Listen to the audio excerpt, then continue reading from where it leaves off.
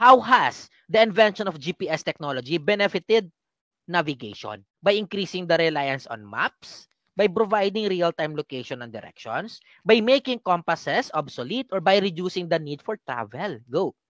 Global positioning system.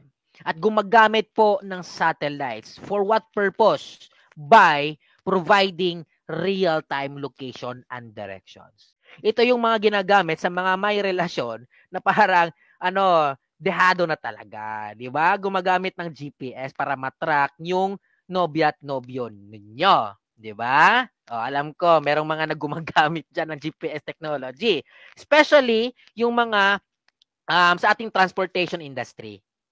Yung sa Grab, Angkas, Food Panda, gumagamit po sila ng GPS technology. Okay? Para magsisend ng precise details sa kanilang position para makikita natin kung, for example, nag-order ka ng food.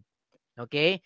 At yung rider is nandun pa sa malayo. So, you have time to prepare. Okay? Para malaman mo yung exact time na dadating yung rider. So, yan yung isang example of an advantage po sa ating GPS technology.